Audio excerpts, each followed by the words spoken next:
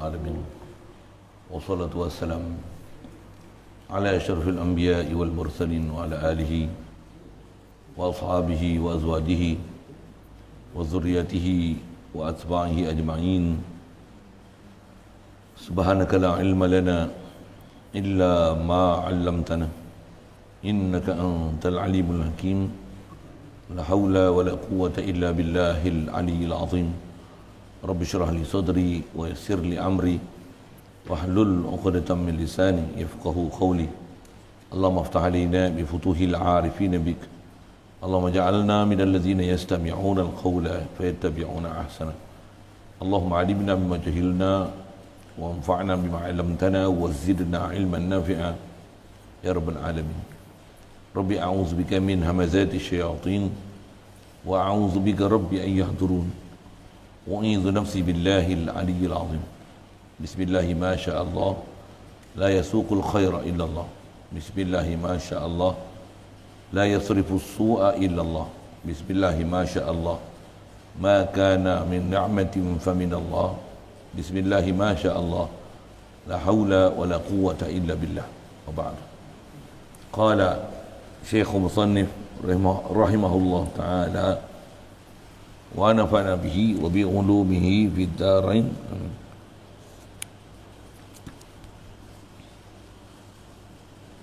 Kitab kita pakai muka surat 29. Ya.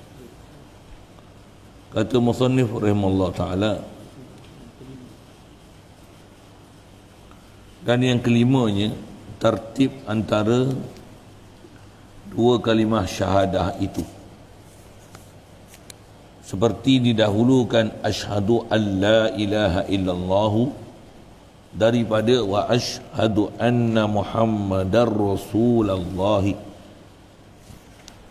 Dan sekalian syukur Allah Subhanahu wa taala, limpah kurnia dialah masih mengekalkan kita atas muka bumi ini. Alhamdulillah. Dapat kita Islam, iman, membenarkan Allah sebagai ilah, Muhammad sallallahu alaihi wasallam sebagai rasulullah. Alhamdulillah, limpah kurnia dia, Allah Ta'ala mudahkan kita taat, jauhkan maksiat. Alhamdulillah, limpah kurnia dia semata, berikan kita kesungguhan untuk mengenal dia dan menjadikan Nabi kita Muhammad sallallahu alaihi wasallam makhluk tercinta. Alhamdulillah, syukur limpah kurnia dia, beri kita kesungguhan untuk datang majlis ilmu, belajar, memahami, bahkan untuk hidup sebagai orang beriman, sentiasa mengakui, menyedari, bahkan banyak nak berzikir, berselawat atas Nabi SAW. InsyaAllah kita nak manfaatkan pertemuan pagi ini, kuliah duha kita meneruskan bacaan daripada kitab Durus Samin, Idah Diyaul Murid.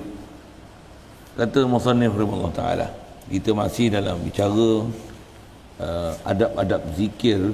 Kita duk bicara ni adalah bukan adab, syarat-syarat berzikir. Jadi antara syarat yang kita nak sambung ni adalah tertib antara dua kalimah. Kita nak bicara syarat kelima pula selain daripada situ tak? Syarat iman di surah 25.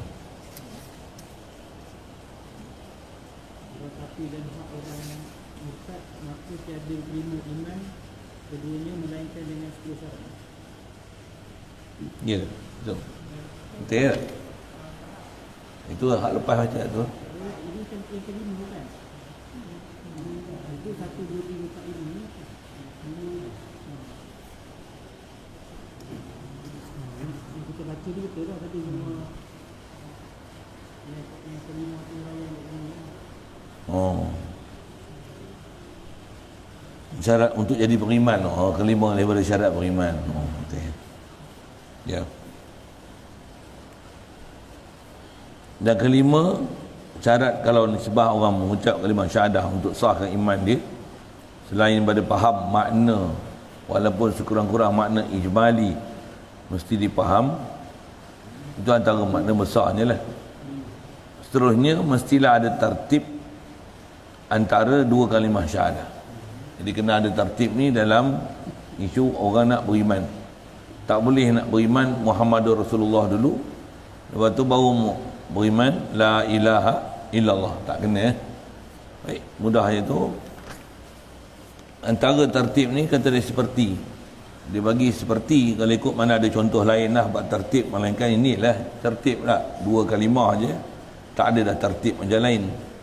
Yang ni kalau istilah bahasa Arab dia panggil misal ni, contoh ni dia panggil misal li istiqra'. Benda istiqra' tu. Dia satu misal menghabisi, tak ada lah misal lain, satu je misal. Misal kalau disebutkan misal tu ada satu maka habislah misal, istilah disebut bahasa Arab dia panggil misal lil istiqra', misal untuk menghabisi, lis istiqsa', itu pun satu istilah dia. Antaranya kata dia dalam bab tertib ni, itulah didahulukan asyhadu an la ilaha illallah, dahulukan dia daripada wa asyhadu anna muhammadar rasulullah, wa anna muhammadar rasulullah. Baik. Dan jikalau didahulukan mengucap wa asyhadu anna muhammadar rasulullah daripada asyhadu an la ilaha illallah, kalau nisbah orang nak beriman, maka tiada sah Islamnya, tak sah imannya. Khilaf bagi Imam As-Subki, katanya sah Islamnya. Khilaf tu satu kaedah kita, bila disebut nama Imam As-Subki yang ada khilaf, maksudnya jumhur ulama mengatakan hanya sah bila ikut tertib. Jelas satu, tak susah, saya tak urai panjang. Dan keenamnya, syarat untuk jadi iman ni, hendaklah ada berturut-turut antara 2 kalimah syahadah itu. Selepas saja menyebut kalimah pertama asyhadu an la ilaha illallah, mestilah bersama dengan dia menyertai asyhadu anna muhammadar rasulullah. Jadi jangan panjang perceraian antara keduanya. Mestilah selalu disebut bahasa Arab ni, mestilah ada mualat, berturut-turut, mualat. Maka jikalau panjang perceraian antara iman akan Allah Ta'ala dan antara iman akan Rasulnya, maka tiada sah Islamnya. Siap, selesai. Khilaf bagi kata Syekh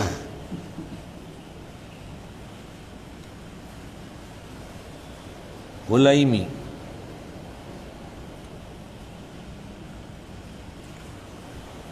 Suhaimi, kembang tulisan tu. Siapa tu sebutan betul, kena tengok betul lah. Dan yang mengikutkan akan dia Syekh Hulaimi ke apa tu, seperti Syekhul Islam Zakaria Al-Ansari pada syarah kitab Raud, dan juga Syekh Kamalul Qursi pada syarah Irsyad, dan Syekh Ibn Hajar pada syarah Arba'in. Maka mereka itu tiada mensyaratkan mualat. Jadi bab mualat ni ada khilaf. Ingat saya pun mengaji dulu, bab ni khasnya kalau atas bicara yang tak ada mualat ni tak mana? Pada ahli kitab. Mereka ni beriman dengan Allah Ta'ala, yang berpegang dengan ahli kitab betul, maksudnya pegang dengan Taurat Injil yang asli. Mereka ni beriman dengan Allah Ta'ala, memang tak ada masalah.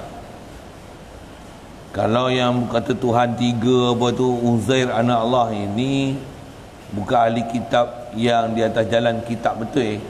Yang tu Yahudi Nasrani yang menyeleweng daripada ahli kitab, daripada kitab asal turun dengan mereka. Ada pun ahli kitab yang betul-betul ahli kitab, yang betul-betul beriman macam mana diturun kitab Injil, Taurat pada Nabi Musa, Isa itu. Mereka ni nisbah iman dengan Allah Ta'ala tak ada masalah. Begitu juga dengan iman Nabi Musa, Isa tak ada masalah.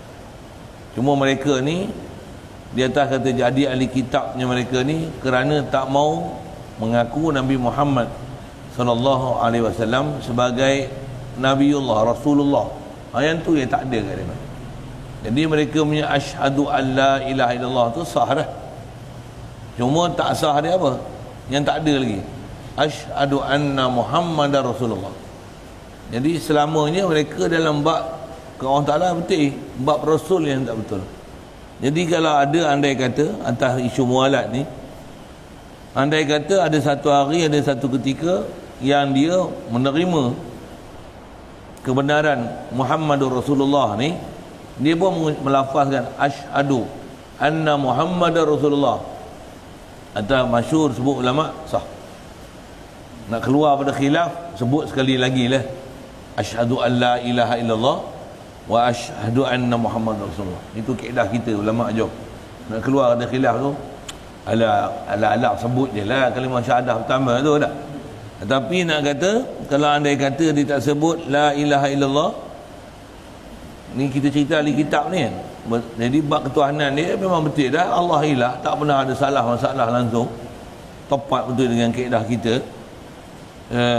Cuma masalah dia tak mana, tak Muhammadur Rasulullah je, dia ada dengki, ada hasad, ada dia tak mau terima.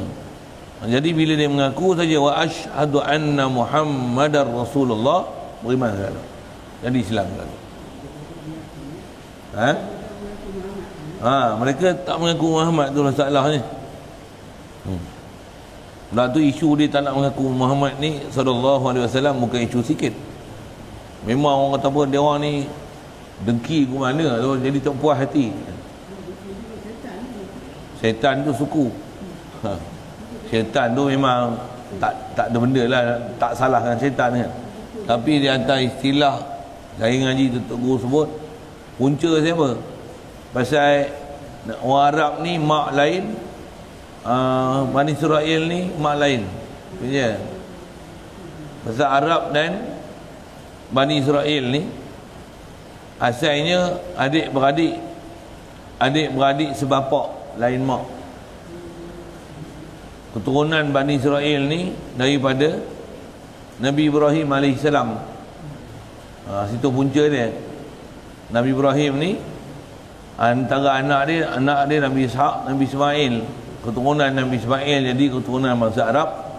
Keturunan Nabi Ishaq daripada jadi keturunan Bani Israel. Nabi Ishaq, Yakub, anak-anak Nabi Yakub ni yang dipanggil Bani Israel. Jadi Nabi Ibrahim tu asal usul boleh jadi Arab dan Bani Israel ni. Nabi Ishaq, bawah dia Nabi Yakub, bawah tu Nabi Yakub amailah antaranya Nabi Yusuf apa semua tu. Nabi Ismail, Nabi Ibrahim, Nabi Ismail ni lah, daripada dia keturunan dia datangnya Nabi kita Muhammad sallallahu alaihi wasallam. Satu gelai. Jadi antara punca-punca dengki manusia ni punca itulah. Itu atas cerita asal usul lah. Jadi, kalau kita perhati itu punca dia tak ada iman ni, itu je. Iman ada ni. Orang kulit rupa lain pun, muka Herod pun, muka Pak Segi ke, muka Lepior ke, tak ada masalah apa. Keturunan tak kena asal usul pun tak ada apa. Janji beriman betul dia dengan perjalanan Islam, beriman dengan Allah Ta'ala, tepat kehidupan dia macam mana syariat diajar oleh Nabi SAW, sedara lah kita. Mudah, selesai. Dan pada mazhab Imam Malik radhiyallahu ta'ala anhu tiada disyaratkan tertib dan mualat. Imam Malik tak ada langsung syarat mualat. Jadi kita dalam mazhab Imam Syafi'i ada khilaf situ. Jadi kaedah nak keluar khilaf, ucap juga lah kalimah yang pertama tu. Kalau ada isu-isu orang yang dah beriman dengan bab ketuhanan, yang dia tak beriman dengan bab kerasulan. Baik. Dan ketujuh, itu pun tak payah cerita panjang lah, benar je tu. Ketujuhnya, hendaklah ia seseorang yang nak jadi Islam ni diizan. Bahasa Arab sikit tu. Apa dia izan ni? Yakni qabul dan mengikut. Dia terima dan ikut dan mentasdikkan, mestilah membenarkan. Tu pun bahasa Arab begitu. Dan redha dengan dia, dengan la ilaha illallah Muhammadur Rasulullah, dengan dua kalimah syahadah. Dengan dia ni dengan dua kalimah syahadah. Jadi istilah iz'an ni mengikut ni qabul dan mengikut. Jumhur ulama ahli sunnah wal jamaah sebut maksud iz'an ni dia mesti mengaku, mengiktiraf, membenar dan mengiyakan tanpa ada menolak, membangkang, menidak, memperolok, mempersenda, mempermain-mainkan apa sepatutnya yang kena diiktiraf dalam menyebut la ilaha illallah Muhammadur Rasulullah. Baik, itu dia syarah tu. Di atas syarat iz'an tu mesti mengaku, qabul, terima, membenar, mengiyakan. Jadi yang wajib benda besar nak sah ni mengiya, membenarkan. Walaupun bila dia dah masuk Islam dia tak semayang, dia tak puasa, contoh. Bukan nak sokong orang tak semayang kan. Sekalipun masih Islam, kalau tak semayang namanya berdosa. Dosa besar pula tu. Tak dosa suku, tapi dari sisi status masih Islam. Selagi masih mengaku Tuhan dia Allah, Muhammad ini adalah Rasulullah, dan tak pernah ada pun apa-apa dia bangkang apa-apa saja perkara yang nama syai' ma'lum fid din bid darurah. Itu istilah. Jadi khasnya boleh faham syai' ma'lum fid din bid darurah ni apa? Benda yang maklum dalam agama semudahnya. Maksudnya orang pakat tahu yang ni adalah ajaran agama. Agama apa? Agama Islam. Bab Islam, bab iman, semayang, puasa, zakat, haji, iman dengan Allah, malaikat, Nabi, Rasul, kitab, hari kiamat, qadar. Ada istilahnya benda yang maklum, understood. Orang kafir pun kena tahu bab-bab macam ni. Yang ni jangan ada bangkang sama sekali. Mestilah dia mengaku, dia terima, dia membenarkan, mengiyakan, mesti dia redha. Mesti jangan ada langsung-langsung ciri-ciri penolakan, penafian, mempersenda, memperolok, mempermain-main. Dia punya ayat dia macam tu, segmen dia. Maka tiada sah Islam yang tiada mengikut. Masuk mengikut ni iz'an dari tu. Maksudnya dia tak memperakui perkara-perkara yang dalam Islam. Contohlah orang asli, dia masuk Islam, dia tahulah Tuhan sebenar ni Allah, Muhammad ni Rasulullah, tapi dah lama dah makan babi. Babi pula dia tak makan babi merah ni, dia makan babi hitam. Tanya dia, ngapa cik makan babi? Kata dia, memang saya tahu, kata dia, babi ni haram tapi sedap. Kata dia, masih Islam, masih Islam, sedap lah.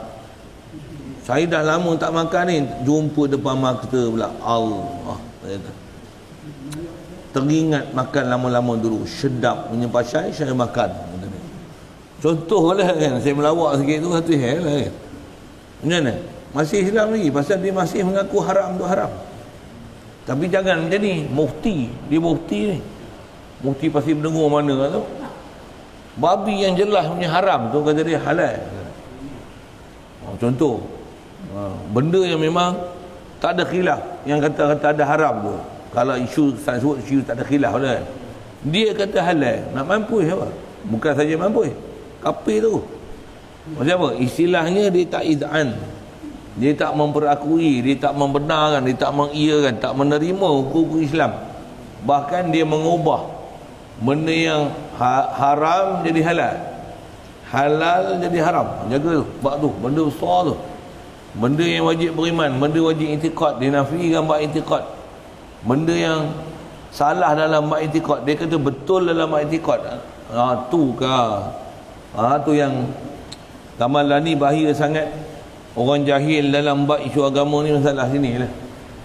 Jahil ni pula bukan orang awam, mufti jahil. Orang yang dinisbahkan ada ilmu. Cuma kalau saya kata dah bengok ni tak ada ilmu lah namanya. Tapi nisbah kat dunia ni dengan sebab ada sijil dia dinobat dengan sebagai orang berilmu, ada PhD contohnya. Kasar lah sikit awak punya bahasa ni. Dia kata ustaz tak ada PhD, tak apalah, bukan masalah saya ada tak ada PhD kan. Isunya orang ada PhD yang merepet macam tu masalahnya. Kan baru ni orang nak cerita orang ada PhD tapi bodoh macam orang tak pernah masuk sekolah kan. Apa dia tak tahu. Isunya tu lah kan. Ingat ke orang PhD buat PhD pun tak ada salah satu pun, dengan tak ada sebarang kesalahan. Dia berbangga pula tu diwar-warkan buat PhD tanpa sebarang kesalahan. Bukan bermakna dia maksum takkan ada salah sampai bila-bila. Pandai pun.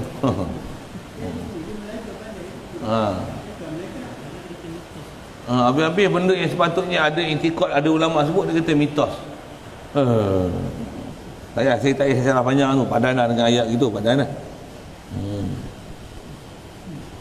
Baik. Jadi maka tiada sah akidah orang yang tiada mengikut. Contoh macam mana? Dia mengaku masuk Islam, mengucap kalimah syahadah, tapi dia ni sujud bagi berhala. Yang ni masalah perbuatan. Macam mana dia kata Islam tapi sujud berhala? Dia kata dia Islam tapi masih ada tokong. Tokong ni dia bab batal iman. Tokong pun sembah tokong kan? Tu tokong. Kalau takat simpan patung dalam rumah, buh patung lah umum bahasanya, anak patung ke berhala ke, berhala tu nampak orang buh bila asal bahasa berhala ni patung lah kan? Tu yang ulama itu sebut asal hukum patung tu haram, tapi kalau menyembah tu jatuh iman. Pasal bab sembah patung ni dia tak maaf, dia tak excuse, dia termasuk dalam perbuatan jatuh murtad. Na'udzubillah. Sekejap. Sujud bagi berhala. Saya dulu zaman kecil-kecil ada satu orang ni, dia berubat cara bomoh siam. Orang Melayu kita, orang Melayu Islam, tanya dia agama Islam, tapi berubat cara siam, cara bomoh siam. Bila bomoh siam ni nak berubat dia mesti pakai kain ihram oren tu, sari pula kain ihram kuning tu. Rumah dia ada kepala tengkorak lah tu. Memang ada cara dia berubat itu. Dia berubat mesti dia kena pakai kain ihram tu. Lepas tu adalah upacara dia tu, bangga ada buat macam ni. Dia belajar berubat itu, belajar panggil bomoh siam. Cara dia nak cerita kaedah kita macam mana, tambah pakaian macam tu, dia termasuk dalam pakaian khususiat kafir. Macam mana salib, macam mana ihram orang-orang tu lah kan. Yang ni orang Islam tak pakai tu. Pakai pakaian yang memang khususiat orang kafir. Macam mana ibadat khas, sembah ke tokoh ni kafir, yang atau ulama kafir tu, na'udzubillah, keluar pada ajaran Islam. Bahkan kaedah kita bukan saja sujud, kalau angkat tangan pun ataupun buat apa-apa isyarat yang menunjukkan yang ni adalah istilahnya menyembah cara orang kafir, dia jatuh kafir. Na'udzubillah. Sujud apatah lagi sujud ke berhala. Yang kaedah ulama-ulama kita dulu dibahas, khasnya orang Melayu kita kan. Dulu kan bila menghadap raja macam mana? Apa? Ampun tuan-tuan. Cerita-cerita lama-lama kita cerita Melayu semua gitu. Ampun tuanku, beribu-ribu ampun. Dia ada rupa macam penyembahan Hindu. Ini. Itu yang ulama kita pasal ke belakang ni, dia kata pasal ada ciri-ciri penyerupaan itu dia ubah. Macam ni ya, ampun. Tak ada lah macam ni. Tak ada lah. Hindu tuan-tuan pergi tu, korang ni memang tengok macam tu ada mah. Jadi itu tak angkat tangan. Kalau bubuh lain, part lain. Itu pun tanda-tanda khas orang kafir. Macam mana buat tanda salib gitu, ataupun macam mana?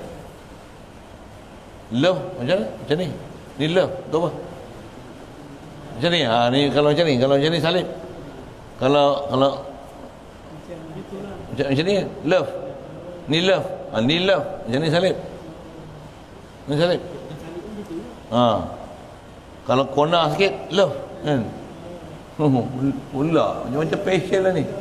Zaman saya dulu tahu peace, tol, good, my bad. Itu ya. Zaman dulu lah. Ini gambar daun keladi kan. Gambar daun keladi. Jadi kalau macam ni, macam ni Muhammad salib.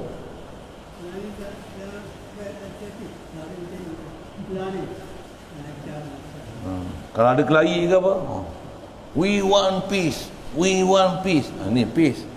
Peace ni nak tak mau perang lah, damai. Memang itu isyarat-isyarat yang neraka lah. Baik. Jadi jangan ada unsur-unsur penyembahan, maka mengucap dua kalimah syahadah itu pada ketika sujudnya. Masa sujud sebut kalimah syahadah, tak jadi. Istilahnya ambil wuduk tapi kentut. Nak menunjukkan kata dia buat benda yang menyebabkannya dia wuduk, tapi masa yang sama kencing, masa yang sama kentut, masa yang sama duk cirit, duk berak. Macam mana nak sahnya? Boleh faham kan? Mengucap kalimah syahadah sujud kat tokong tapi asyhadu an la ilaha illallah, asyhadu anna muhammadar rasulullah. Ada mahu je. Pakai sari lagi. Duk pakai ihram kuning tu, lepas tu asyhadu an la ilaha illallah, asyhadu anna muhammadar rasulullah. Pegang salib, asyhadu an la ilaha illallah, asyhadu anna muhammadar rasulullah. Dia. Okey, siap. Kita letak kapal letak ni kan. Kalau macam ikut Brandy satu. Kita kata kalau kita kata kalau kita kata harus nak buat ni, letak salib pun boleh jugalah. Kita tengok. Letak salib lain dengan letak capal. Braille ni dia satu pahaman India yang sampai dia isu sampai menyembah kubur para awliya kan, para nabi. Itu yang Braille. Letak takat gambar capal. Kalau gitu, kalau bubuh gambar anak dia ambil ijazah, dia sembah anak dia. Tak sama, nak samakan antara salib dengan capal. Betul. Tulis Muhammadur Rasulullah, tulis Muhammad. Mim ha mim dal. Ya. Kape. Mesti sembah Muhammad. Tulis Muhammad je sembah Muhammad. Ini taklah Muhammad, ni kasut ni Muhammad. Adakah pula di sebaliknya tulis kalimah Allah besar-besar depan tu dah jadi beriman lah pasal sembah Allah macam tu? Macam tu? Bukan. Satu, ini bukan isu sembah. Yang ni isu mengingat kan. Itu istilah tazkirah, istilahnya. Macam mana pun lambang yang memang tak boleh ya. Capal lah pun tak boleh. Cuma selesai jawab soalan tu. Bahkan kalau keedah antara bubuh gambar capal ni dengan bubuh gambar Perdana Menteri, bubuh gambar capal lagi tak apa, bubuh gambar Perdana Menteri tak boleh. Nak bubuh gambar Perdana Menteri takat bubuh gambar kepala apa. Tapi kalau kepala sampai ke pinggang, yang istilahnya gambar macam ni, golibnya boleh bernyawa, makhluk boleh menyawa. Sekalipun dia bubuh gambar Robocop ke, gambar Doraemon ke, golibnya boleh menyawa, kepala sampai ke pinggang. Malaikat rahmat tak masuk, bahkan pamer gambar tu haram berdosa. Yang ni bukan gambar orang. Dia orang kata naik seram lah. Seram lagi gambar orang katanya. Boleh faham saya sebut apa?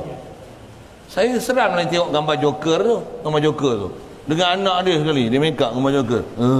Saya seram lagi tengok tu.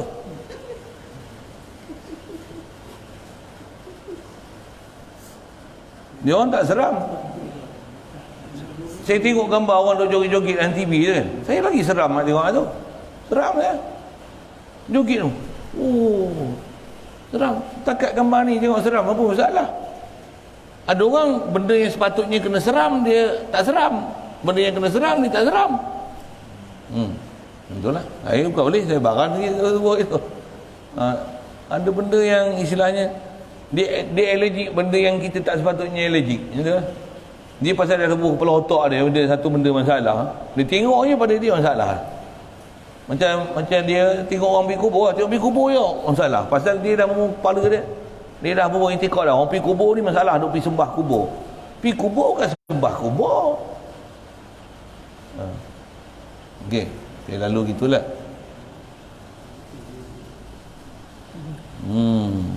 Kalau menyamakan salib dengan bubuh capal tu memang saya kata dia bengong macam itulah dia bengong. Dia punya kias tu jauh bumi dengan langit. Satu, kalau saya kata kalau dia rasa bubuh gambar capal ni macam salib, bengong dia tu, sedangkan kat rumah dia ada macam-macam gambar, katalah ada gambar kan, ada gambar kan. Kadang-kadang gambar Kaabah, ada orang depan Kaabah tu gambar multazam kan, ada gambar besar-besar yang buat wallpaper tu kan. Kadang-kadang gambar Kaabah, tapi dalam gambar Kaabah tu ada gambar orang duduk depan multazam. Pada dia tak apa, kaedah kita tak boleh, pasal dia ada gambar makhluk menyawa. Tu dobek dia, sepatutnya lagi seram tengok tu. Tapi pada dia tak ada apa-apa, Kaabah tu tak ada apa-apa. Waktu kalau buah gambar Kaabah, sembah Kaabah, ya. Buah gambar Kaabah tu, kat sejadah pun ada gambar Kaabah, ya kan? Jadi kafir tak sembah Kaabah? Ini gambar je kiblat. Tahu kan? Ni pun gambar je, gambar kasut. Boleh? Faham tak? Orang macam tu kadang kena, tak tahu, kena urai panjang. Kalau ikut ada common sense, senang dia faham benda tu. Dia wajah putih ke apa. Okey, selesai. Tak boleh lagi barang pula saya pula putih wajah lagi. Geram. Astagfirullah, hadanallah ila siratil mustaqim. Baik, selesai. Jadi asal nak sebut, kalau ada benda yang jadi kufur, walaupun dia mengucap kalimah syahadah, tak jadi kalimah syahadah dia tu. Itu kan, sambil kentut, sambil kencing, ambil uduk. Masa mudah nak faham tu kan. Kadang sebut yang tu dia tak faham. Mudah nak faham tu. Sambil kencing, ambil uduk. Dia apa?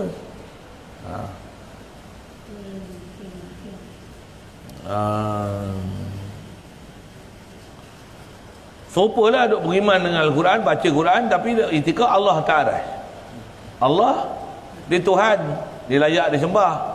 Dia tak ambil mudarat dan dia tak boleh bagi mudarat dan munafaat melainkan Allah Ta'ala. Dia layak disembah, tapi dia duduk di aras. Apa benda ni? Apa akidah dia tu? Ada benda yang membatalkan akidah dia. Ada benda atal dia membatalkan akidah dia. Yang ke-8, untuk sah iman, ikhtiar dengan sekendak. Mestilah menyebut la ilaha illallah Muhammad Rasulullah. Nak beriman ni asyhadu, tu yang kita bicara lepas. Mestilah sebut dengan ikhtiar. Satu yang program dalam TV tu kan ada dia orang buat debat-debat apa tu. Kan bila kata dia nak masuk Islam dia. Kan antara orang yang berceramah tu dia kata, adakah kamu, siapa-siapa paksa kamu? Kan ditanya gitu tu, betul lah tu. Betul lah. Kau ayat dia tu betul lah. Tentu betul lah. Adakah siapa-siapa paksa kamu untuk mengaku bahawa Tuhan kamu ialah Allah? Tidak. Adakah kamu cakap dengan daripada kehendak kamu sendiri? Ya. I say it from myself. I know what I'm saying. Oh, okay. Do you believe that the only only God is Allah? Yes, I believe. Do you believe that the Muhammad sallallahu alaihi wasallam is his messenger? Yes, I believe. Oh, I do. Yes. Do you want to follow me to take syahadah? Yes.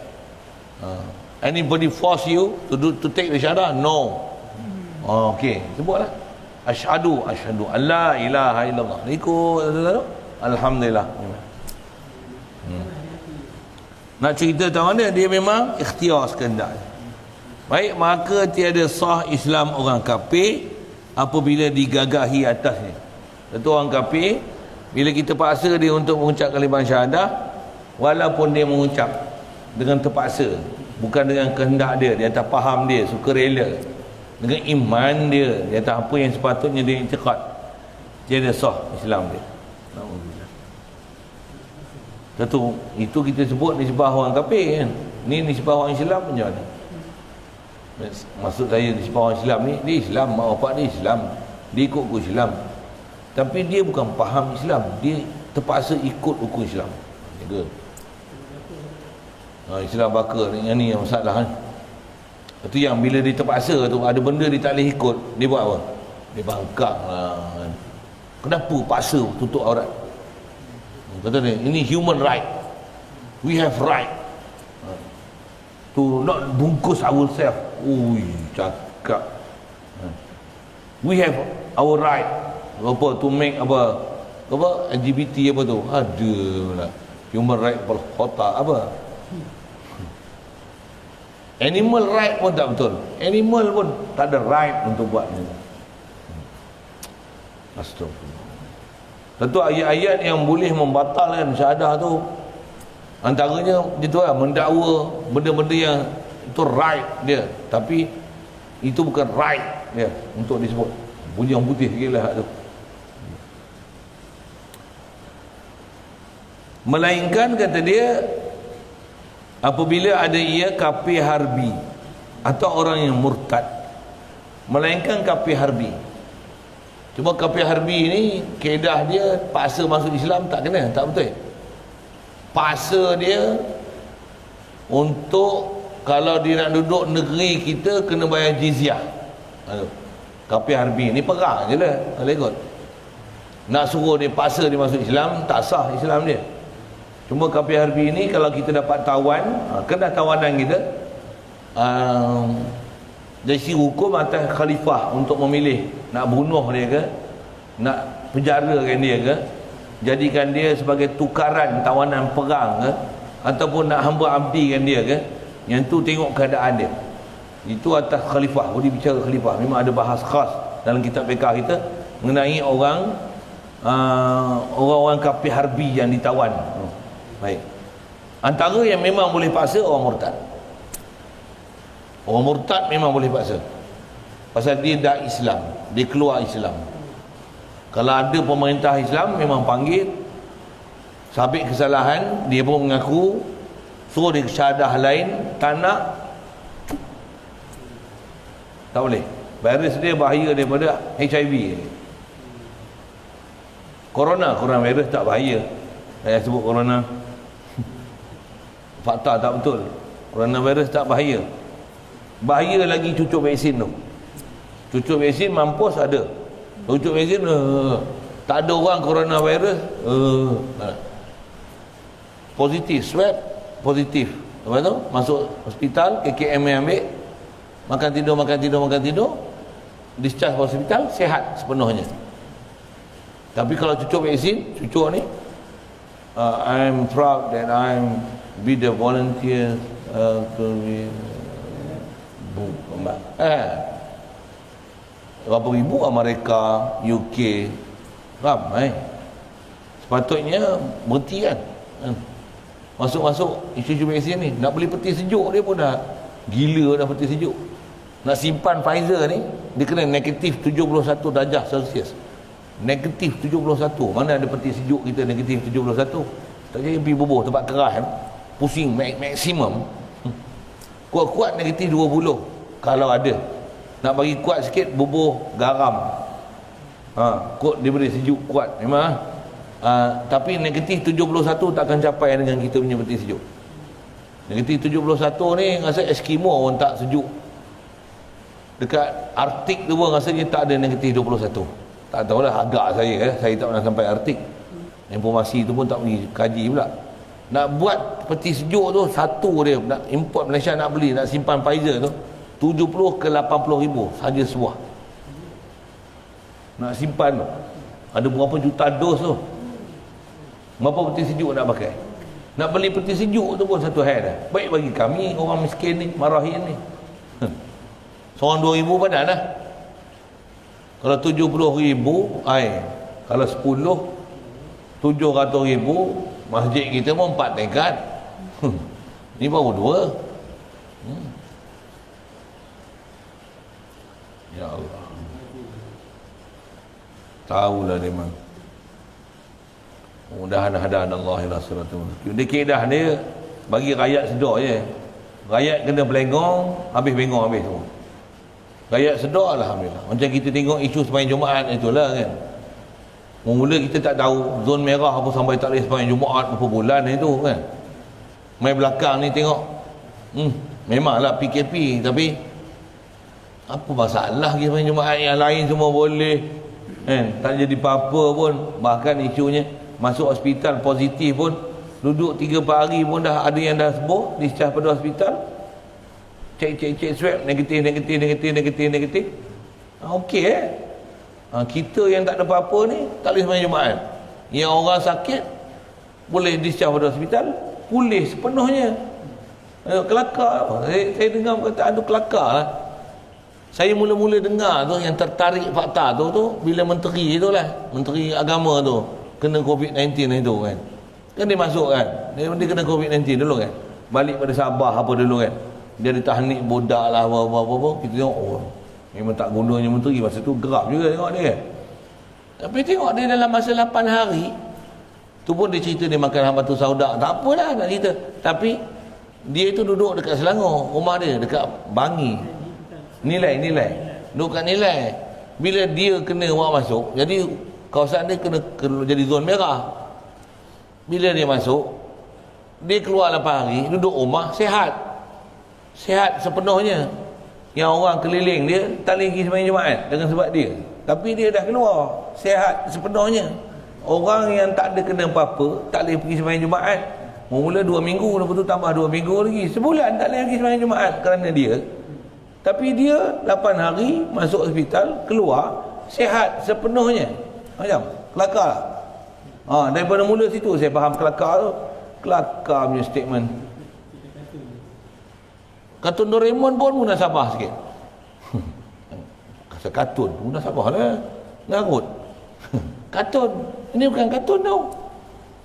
Sikit saya kena juga sebut benda-benda itu kan. Pasal ada orang yang kepala otak dia pergi mana, tak boleh mikir ke mana tahu. Mudah orang tak sedar kita faham macam ni. Itu dulu saya pun nak sebut cerita macam mana kan kena PKP kita pun risaulah anak-anak pun masuk keluar rumah. Dah ni tak lihatkan. Cuma jaga kena denda tu jangan pasal kau. Patut head juga tu. Tak ambil suhu ke, tak tulis nama ke, tu dia ambil gambar lagi. Cik tulis kena 1,000 punya nasib lah kena. Tapi kalau ikut nak ya takut ni tak dah sampai tahap kenal ni tak ada masalah. Macam kita rimau memang dengan binatang buas lah. Apabila kita duduk hutan kenal dengan rimau perangai macam mana, dia pun takut dengan kita kan, kita takut dengan dia. Dia pun takut dengan kita. Dia tengok kita, dia lawan lagi lari pada kita. Macam mana? Tak ada takut lah. Tak kenal dulu tak apa. Dah kenal tak ada takut. Silap rimau tu jadi tunggangan kita macam naik kuda. Orang yang kenal, dengar sebut orang yang kenal, sebut orang yang kenal.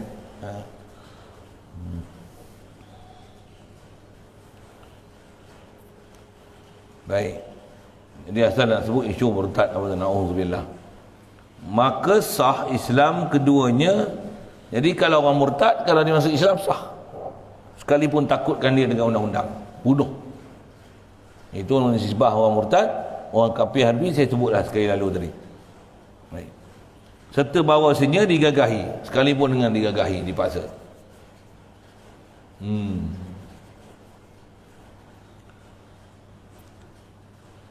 Cuma digagahi maksudnya dipaksa dengan sebenar.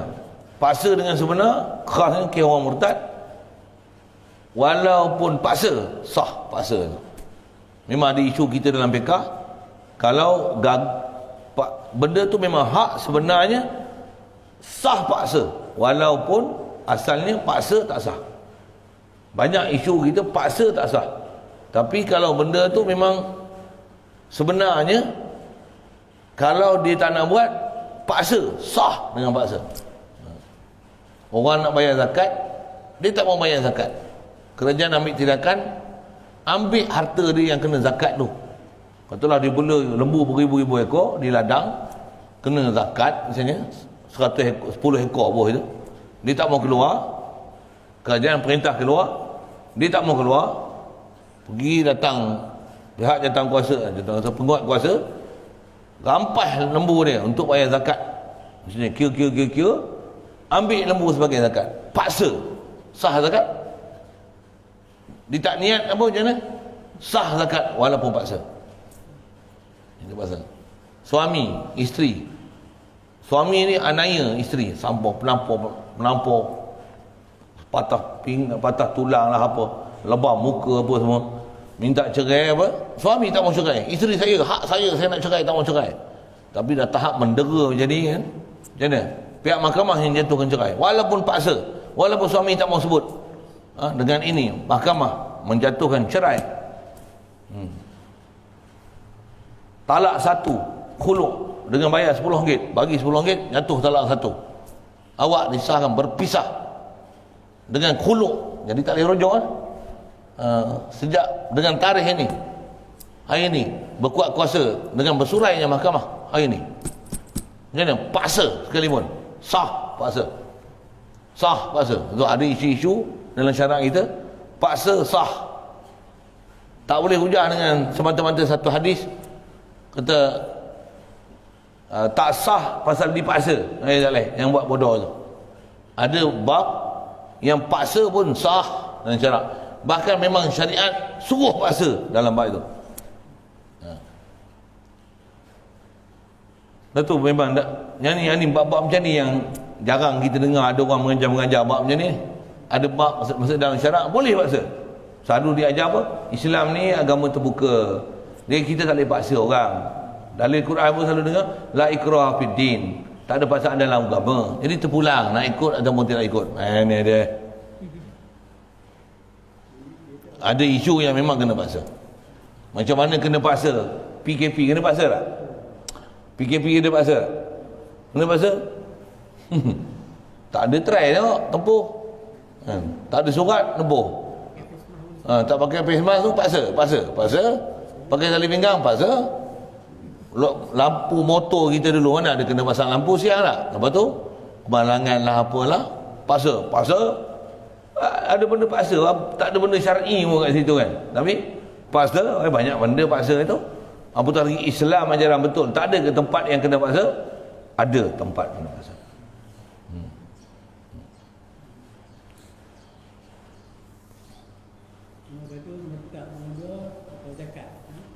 Ya. Zakat. Itu suami yang mendera isteri, tak bagi nafkah, tak bagi mas kahwin, tinggalkan isteri. Dia ada isu-isu itu. Antara kata paksa pun sah. Anak tak mau semayang, suruh semayang, paksa, sah. Macam ni tak ada paksa tu sebab kalau tak dia macam murtad ni dia mau kebunuh. Ya. Ataupun kafir harbi mau kebunuh. Kalau tak dia tu sendiri akan dihukum dalam pembunuhan. Ya. Itu antaranya. Paksa tu sebab selamatkan dia. Ya, paksa tu untuk selamatkan dia. Memang isu paksa kita dalam agama pasal nak selamatkan dia. Pasal orang perempuan katalah kena aniaya, suami dia dera macam ni, putus dengan suami isteri tu pasal nak selamatkan perempuan tu, nak selamatkan suami tu sama. Pasal Rasul ada unsur akhaka zaliman atau mazluman, kena tolong orang yang menzalimi dan orang dizalimi. Orang dizalimi tolong dia dengan jangan bagi dia kena zalim. Orang zalim pun kena tolong.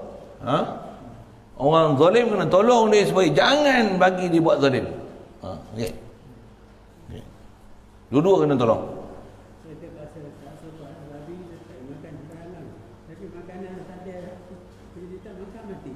Itu lain cerita. Tu orang kafir pun tahu tu. Monyet pun tahu tu.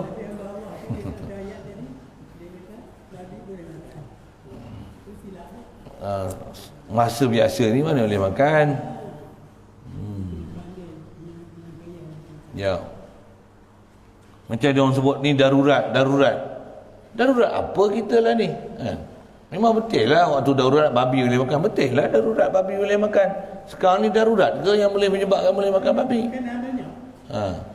Atas dia kata vaksin ni darurat benda tak kena ubat pun boleh baik. Memanglah kes ribu-ribu lah ni, 4,000 lebih kan. Contoh lah 4,000, 3,000, 4,000. Dijangkakan bulan ke depan ni sampai boleh tahap sampai 8,000, 10,000 sehari. Dia boleh jangka lah. Andai dia banyak. Kalau saya kata 1,000,000 sekalipun, sembuh kena penyakit 1,000,000, sembuh 1,000,000, tak ada masalah. Kena 1,000,000, mati 900,000, itu masalah. Tapi kalau kena penyakit 1,000,000, sembuh 900 juta, tak ada masalah. Sikit sangat. Tapi kalau vaksin, suntik 100 orang, mati, suntik 100 orang, mati 10 orang. Tu 10% mampu itu. Oi, masalah tu. Tambah 100 orang suntik, 100 orang semua masalah. Itu 100% punya masalah tu. Bagi faham persentage tu. Peratus tu kena mengaji bagi elok sikit. Memang kes ribu-ribu, tapi yang sembuh pun ribu-ribu. Kena kes 4,000, sembuh 3,000. Tak ada masalah lah, ribu. Tu pun yang ada banyak-banyak tu pun bakal sembuh, bakal sembuh. Jadi biasalah.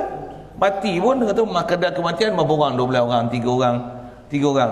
Mati pun bukan mati betul-betul COVID kan? Mati tu disabitkan dengan COVID. Memang nak mati dah. Penyakit kronik macam-macam dah. Kecil manis ada, darah tinggi ada, jantung ada. Jadi memang nak mati dah. Kalau tak kena COVID pun mati. Saja bubuh nama COVID untuk menunjukkan benda tu bahaya sangat. Ni gimmick aja. Memang macam tu dah. Bukan saya punya kenyataan.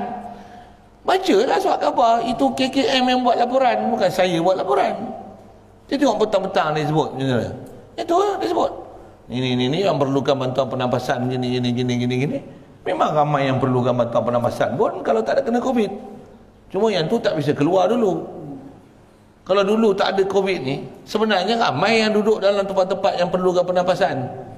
Jadi kalau tak ada COVID, angka macam tu kena bantuan pernafasan, memang tak ada heran lah. Kalau dulu katalah bantuan pernafasan perlu ada 10 orang, 20 orang kan. Kalau dulu pun 20 orang, sekarang ni pun 20 orang, maksudnya tak heran lah, sekopek lah. Kalau dulu kena 20 orang, sekarang perlu 2,000 orang bantuan pernafasan, masalah lah tu. Itu pun bantuan pernafasan belum mati lagi. Belum juga bencana. Pasal sakit, belum mati. Itu nak tunggu mati dulu. Lah memang tak mati. Pasal dia tengok sakit, masuk hospital sembuh, masuk sembuh. Maksudnya sembuh. Jadi jangan gunakan vaksin tu, tapi kuatkan imunisasi.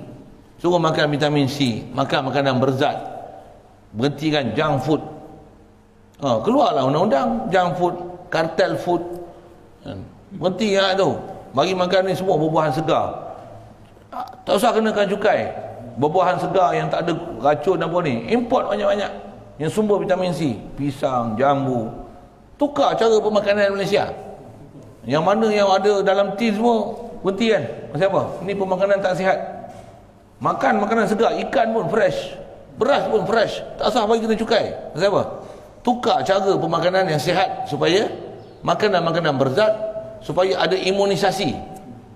Anjurkan pemakanan yang boleh menyebabkan imun kuat. Apa dia? Daripada beli peti sejuk 170,000, baik bagi setiap rakyat bagi makan madu sebotol. Biar habis stok madu dalam Malaysia. Kenapa? Nak meningkatkan imunisasi. Siam lagi bagus dari sudut tu. Apa dia? Dia anjurkan makan ulam. Imunisasi lama ada yang ajar tu. Lemon pun bagus. Kata dia, kita tak akan ambil vaksin melainkan dah ramai, dah diuji, dah dipakai, dipastikan dengan persentage dia sangat selamat. Sangat selamat. Tak ada manusia yang jadi masalah dengan sebab suntik vaksin, baru dia akan ambil vaksin. Bagus, siap punya lagi. Siap punya pengurusan bagus lagi. Terus. Bagus. Matang. Ni belum apa-apa lagi. Gedi-gedi dah nak pergi beli. Tu saya kata ada masalah lagi masalah.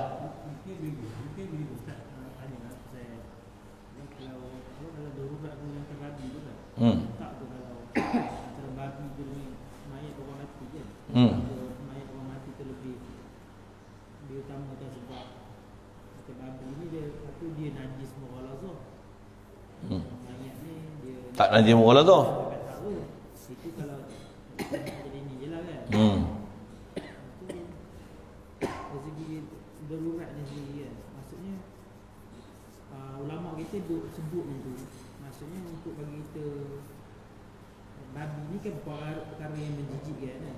Maksudnya kita umat Islam memang akan dulu kan. Maksudnya mungkin menunjukkan benda tu supaya tak rasa jijik. Supaya benda tu seteruk-teruk keadaan lah. Soalan pertama mengenai antara babi dengan makan orang, baik makan orang daripada makan babi. Ya tak? Orang mati lah. Orang mati lah. Kalau ada babi dengan orang, babi dulu ke orang. Tapi kalau tak ada orang, Tak ada orang, tak ada babi, maka orang. Hatta dalam fiqh dia bicara, tak ada orang mati, semua hidup. Tengok siapa yang kafir, bunuh dia dulu. Dan bunuh pun bunuh dia, yang kafir harbi dulu lah. Siapa kafir harbi, kena pastilah siapa dia. Waktu kalau dalam semua ni, semua orang Islam, semua lapar ni, tak makan mati, macam mana? Siapa tak semayang, bunuh dia. Tapi kalau lepas tu dia taubat, dia semayang, tak bolehlah bunuh. Tapi nak bunuh, diam je, semua pakat diam je. Habis waktu jamak, padun lagi makan untuk jaga nyawa. Memang boleh bunuh, halal darah untuk dia bunuh, pasal nak pelihara nyawa. Sikit lah itu. Sagi dia kata ustaz ni galakkan bunuh orang. Saya cerita hukum fiqh yang dalam kitab ulama sebut apa. Isu masalah disebutkan babi ni pasal nak menunjukkan jijik. Memang pasal masyhur kita dalam kaedah binatang ni tak ada dah yang lebih wuduh nisbah najis dia melainkan yang mughaladzah. Dan mughaladzah yang sejak pada zaman dulu masyhur nama ni binatang mughaladzah, babi lah. Jadi sebut babi tu sampai kalau lapar nak jaga nyawa, babi boleh makan, nak menunjukkan kalau dah tahap teruk nak jaga nyawa sampai benda yang mughaladzah besar macam tu pun ada keharusan untuk mengambil dia di atas isu pelihara nyawa. Sikit lagi kalau saya tambah, isu sekarang ni isu pakai babi lah. Tak, isu lah ni lebih baik jaga agama. Jaga agama, jaga mana? Ngaji, masjid, surau, jemaah. Jangan sampai nak jaga nyawa sampai tak jaga agama. Situlah isu dia. Yang tu orang bising itu tu. Konon nak jaga nyawa pasal darurat. Di mana daruratnya? Dah nampak dah tak darurat tu. Apa dia? Jadi buka lah masjid seluas-luasnya. Tu pun semak balik, WHO kata kena penjarakan sosial. Perlu ke penjarakan sosial? Semak balik. Pasal khasnya buat sembahyang lah kita cerita tu kan. Kita bukan nak, so orang kata bagi cerdik sikit. Bagi, kita bukan 2-3 hari ni, kat setahun dah ni. Isu penjarakan sosial ni. Dia kata norma baru. Siapa yang ajar norma baru ni? Bila ada norma baru ni, kaedah kita siapa? Rujuk pada Quran hadis. Memang dia orang selalu sebut itu, rujuk pada Quran hadis. Quran hadis kata macam mana? Yahudi dengan Nasrani ni kena jaga. Yang bagi rujukan untuk penjarakan sosial pun WHO. Siapa belakang WHO tu? Google lah sekejap, pergi tengok. Orang yang buat vaksin tu lah yang ni. Jadi mestilah dia nak majukan vaksin dia. WHO pasal tu dia bagi cadangan macam ni. Tengok Nabi kata apa, siapa Yahudi, siapa Nasrani. Orang tu semua golongan Yahudi Nasrani. Ya, Rasulullah pun bagi isyarat kita akan sampai tahap ikut Yahudi Nasrani sampai masuk lubang top kan. Hatta law dakhalu juhra dabbin lattaba'u. Kalau dia orang masuk lubang top pun kamu akan ikut masuk lubang top juga. Apa maksudnya? Kalau dia kata penjarakan sosial pun penjarakan sosial lah. Dia kata ambil vaksin pun ambil vaksin lah. Kalau dia kata pakai tutup muka pun tutup muka lah. Sedangkan nilailah balik. Kita ada kayu ukur kan. Takkan tak ada seorang mau bijak pandai di kalangan kita untuk menilai balik apa undang-undang yang dia buat tu. Undang-undang lain pandai pula kita menilai. Sampai ada orang berani pelekeh sunnah pun ada. Dia kata pakai ubat vaksin ni lagi bagus. Madu ni belum diuji banyak mana dos. Sampai pelekeh madu. Jangan. Pasal sabit dengan Quran tu fihi syifa'ul linnas. Hadis Nabi pun sebut habatus sauda syifa'un likulli da'. Kan? Apa nak sebut ni? Jadi sampai sokong WHO punya ubat lagi berbanding dengan Rasulullah. Quran syorkan ini dah ubat walaupun tak tahu dos mana. Kalau saya kata gini, madu kau telan 4 tong kali pun tak mati. Takkan mati. Madu makan 4 tong tak mati. Obat 2 biji kau makan 4 biji saya hilap mampus. Lebih dos, lebih biji pun ke lebih tong. Madu kau makan 1 tong tak mati. Tapi botak kepala mahal. Tak saya try makan sebotol pun beli sakit kepala. Tak ada, nanti saya jual. Saya memang nak jual madu. Kelulut tak sampai lagi baru dapat lesen je. Okay. 3 bulan 4 bulan ni boleh harvest, boleh ambil. Nanti saya bagi iklan lah. Kelulut banggul batu memang ada dah kelulut batu pun. Tapi nama orang lain lah. Saya tolong iklan je nanti. Botol pun orang bagi malam buat 3 kotak bawa balik. Tuannya pun tak ada. Kalau ada sengih. Gitu.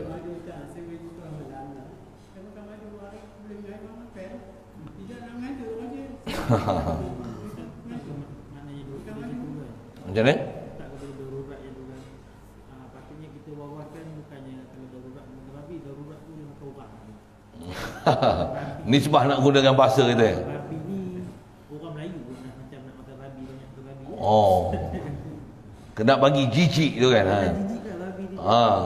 Jadi disebut babi ni yang tak heran dah kan. Kalau darurat pun boleh makan babi. Darurat pun boleh makan orang. Memang betul ada ayat sebut macam tu. Orang pun boleh makan. Kita sebut dah, hukum ulama pun sebut macam tu dah. Pasal sebut makan babi ni dia tak jijik dah. Memang babi lah ni sampai ada mufti tu, saya sebut ada mufti Pasir Mendengung tu yang dia asal isu babi dia akan mesti bagi ulasan. Mula tu tahap dia tahap menghalalkan babi, itu masalahnya. Dia halalkan babi apa? Dia kata babi ni haram dagingnya, tu pun haram makan aja. Mula tu semua isu babi dia akan ulas. Sampai dia kata tuan-tuan kalau terbeli kasut kulit babi tak nak pakai, bagi hantar ke rumah saya. Sampai dia cakap macam tu lah, nak menunjukkan mesra babinya mufti ni. Mufti apa tak tahu lah. Mufti Pasir Mendengung ke apa ada orang kabur. Siap. Banyak kita cerita babi ni. Pasal dengan isu ni dah kita sebut kafir, murtad apa ni isu dia. Memang ada kena mengena apa, bukan saja-saja nak menyebut itu. Maka apabila kembali keduanya kepada kufur, kalau dia balik pada kufur, dibunuh keduanya. Kafir harbi dengan murtad tadi. Kalau dia tak mau balik, bunuh. Pasal ni kaedah apa? Kaedah agama Islam, perundangan Islam. Cuma Malaysia tak ada undang-undang tu. Yang ada bunuh dah. Yang ada bunuh simpan senjata api.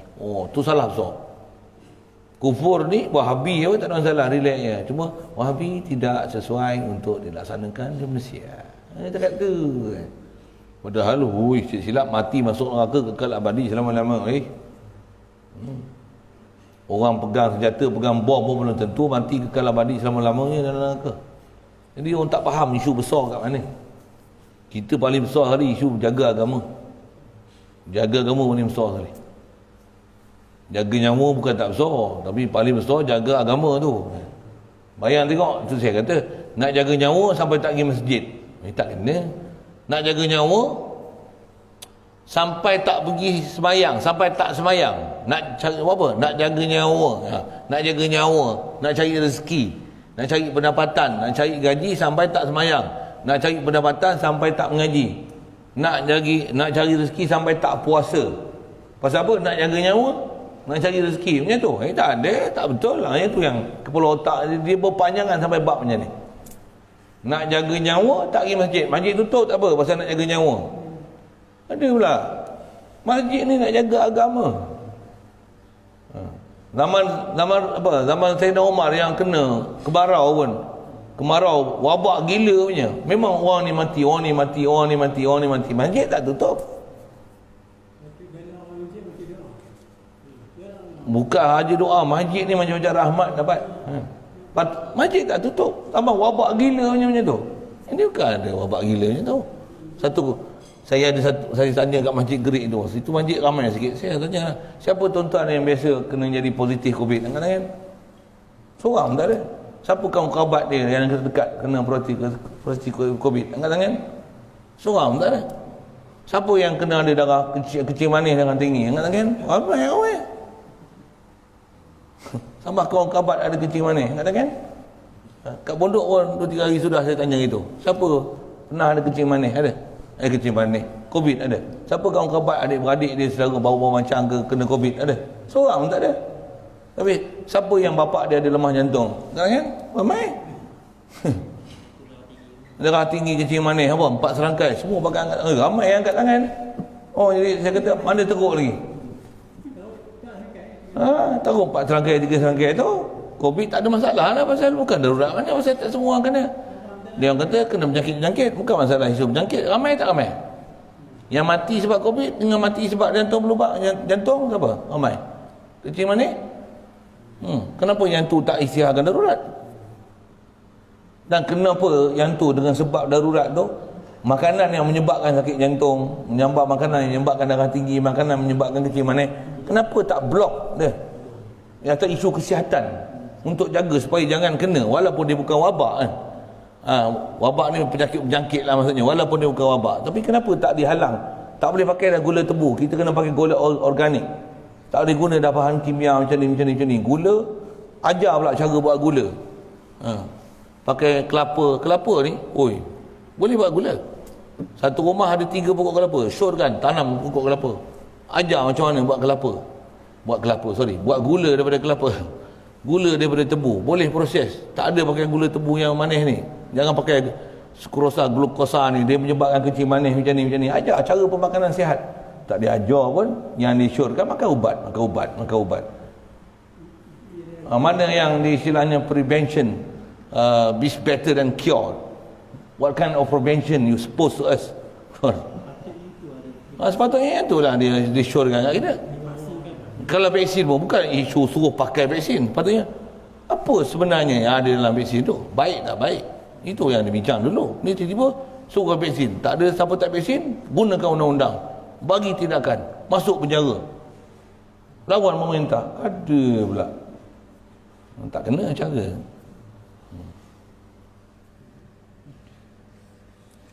Ni cerita apa banyak ni, vaksin ke cerita apa ni? Cerita agama. Kita cerita agama ni. Masa kaedah kita diajar kita dalam beragama ni, semua bab kena jaga.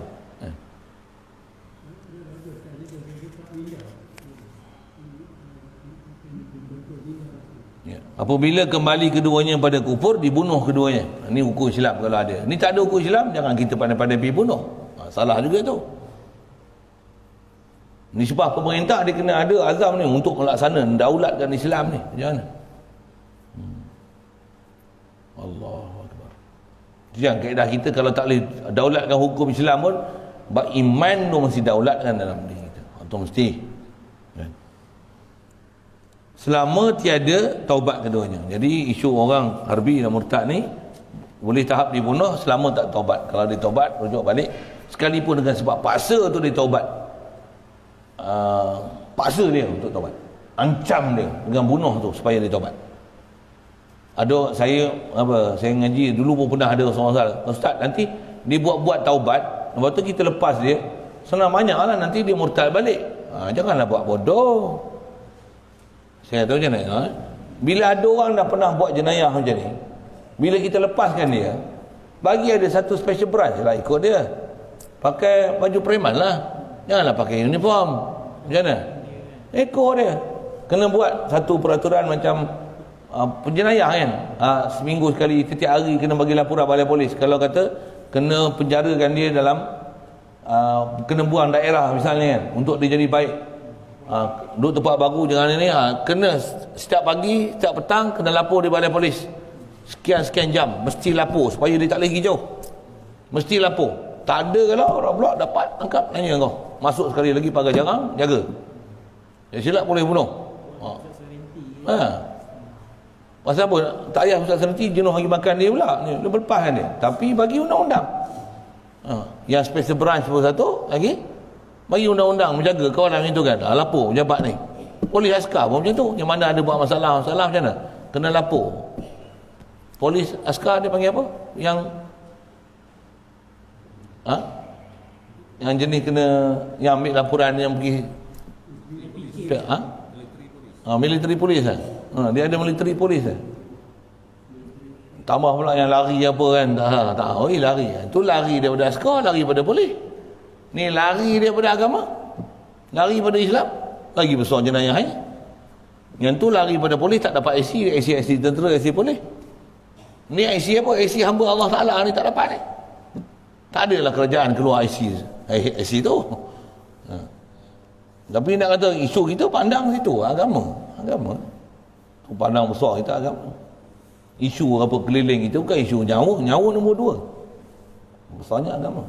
Maksud kita bising tu masalah Itulah, duk jaga nyawa, darurat sampai habis agama pun hancur. Mana maunya. Tambah pula uji dia orang nak vaksin ni, bukan vaksin orang sakit, vaksin orang sihat. Satu dia kata sepatutnya vaksin orang sakit. Kalau dia nak mati pun memang suntik bagi dia mati, tak apalah. Orang sihat jangan suntik. Bila yang sakit yang memang nak mati ni tak boleh suntik. Pasal suntik nanti ada side effect dia mati cepat pasal kena suntik. Jadi dia kata suntiklah pada orang sihat. Bila orang yang nak mati ni tak disuntik pasal memang nak mati, orang sihat suntik pula mati, habislah, tinggal siapa? Yang hidup nanti yang mana memang dah nak mati pasal memang macam-macam penyakit tak boleh suntik vaksin, yang mana sihat dengan sebab suntik vaksin mampu. Siapa yang tinggal? Siapa yang tinggal? Siapa yang tak ambil vaksin lah. Siapa tak ambil vaksin? Ya. Orang yang buat vaksin lah tak ambil vaksin. Dia tahu vaksin tu apa? Nak bagi mampu. Jadi populasi masyarakat dunia ni akan sikit. Jadi dia orang lah senang kuasai dunia. Nampak? Dia orang kata yang ni teori apa ni? Tak tahulah teori, tapi cara berfikir, cuba fikir elok-elok ayat-ayat dia orang tu. Satu, ada orang-orang ahli fikir kita, dia kata apa? Daripada vaksin ni bagi ke orang sakit, sihat, buat apa baik bagi ke orang sakit? Pasal masalah kita ke orang sakit tu lah yang menyebabkan dia orang mati. Orang sihat nak suntik berapa memang sihat. Puluh-puluh ribu, dah ratus ribu lah. Kita kalau ada ratus ribu pun, ratus ribu sihat. Yang dah sihat dah ratus ribu. Pula tu angka yang disebut besar-besar yang dah mati ni, banding tengok yang tahun lepas mati dengan angka tu, sama, bahkan lagi kurang yang tahun ni. Pasal tak ada mati aksiden, tak ada mati merempit. Macam apa? Kalau dulu katalah Malaysia ada 47,000 kematian sebelum ada Covid dulu, yang berakhir Disember baru ni, berapa orang? Tak sampai dengan berapa angka mati dulu. Jadi maksudnya tak ada pertambahan apa-apa sebab Covid ni, walaupun dekat hampir setahun. Jadi maksudnya tak ada penambahan kematian. Jadi bukan wabak lah. Bukan wabak yang menyebabkan kematian. Wabak dari segi penjangkit virus ada, tapi tak bawa kematian. Jadi bukan darurat. Itu saja sakit urat aja. Sikit isu ke sana, InsyaAllah sambung nanti yang ke-9. Ada soal?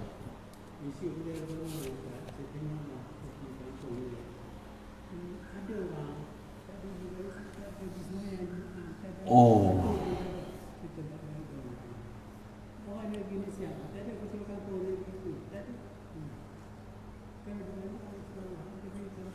Cari jalan lah, memang orang masalah itu yang ada keadaan kita, cari jalan untuk menyelesaikan supaya macam mana supaya dia dapat hidayat, boleh taat.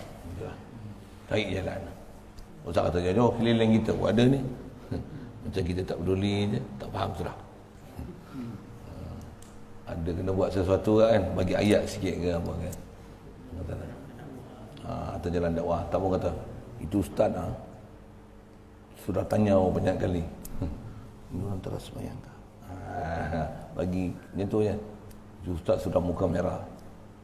Bagi ayat macam tu je. Janganlah saya cakap dia jadi lain. Ada orang gunakan saya punya status tu kan untuk cakap itu. Nanti tengok tak sembahyang, berdosa, itu ustaz sudah marah. Nanti dia kata jangan kasih bikin kerja sini.